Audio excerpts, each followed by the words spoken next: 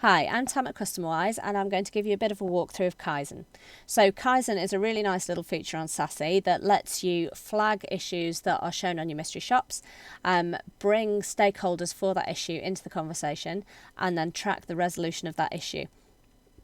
And it also keeps a record of all this on the system. So if you need to evidence at some point that you've been addressing issues, if you need to do that for a regulatory body, for example, then you'll be able to do that back in the system.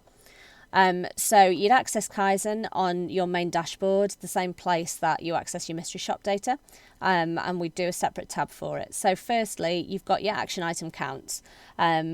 You would decide at the start how you want your action items to be split. So just for the purposes of this demonstration, I've split them into major issues, minor issues and critical issues. So we can show these over any period. It just shows you a breakdown.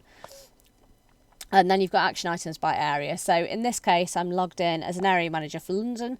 And then it will show you what advisors have action items there at the moment, whether they're major, minor or critical, and also the progress of resolution there as well. Then you've got this action item progress graph. You would decide at the start how quickly you want the different issues resolving. So for example, if it's a critical issue, you might want it resolving in 2 days. If it's a minor issue, you might give it a week, something like that. So this graph will just show you what's due in the next few days, anything that's overdue as well, and you'd be able to click through to those. And you've also got this risk distribution, which shows you the split of the criticality of the issues that are coming up. So when a mystery shop is published, that triggers an action item. The stakeholder levels that you've decided will be involved in that level of action item would receive this email. It would tell them when it was, what survey it was, what the advisor or location was, depending on how your reporting system is set up. And you would be able to click through to see both the evaluation and the action plan items. You'd then be able to go into your dashboard, and if you click through here, you can see this person actually has 3 action items at the moment. You could click through to view them. This brings you into the Kaizen Management area.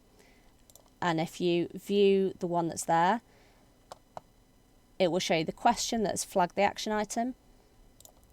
And if you click show there, it will actually show you the shopper comment and the required resolution. So for the purposes of this demonstration, we've put that the required resolution is to retake a particular learning module, and we've put the link for it there.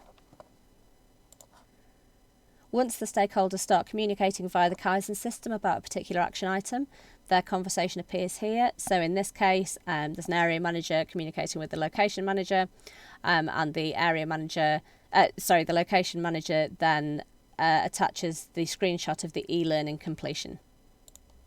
Each time one of the stakeholders updates these messages, an email like this one will go to the other stakeholders, just letting them know what update has been made. In this case, it's reached the final resolution that the location manager has uploaded the e-learning screenshot from the staff member and the area manager has closed it down. And an email notification would then go out to let the stakeholders know that that item has now been closed down.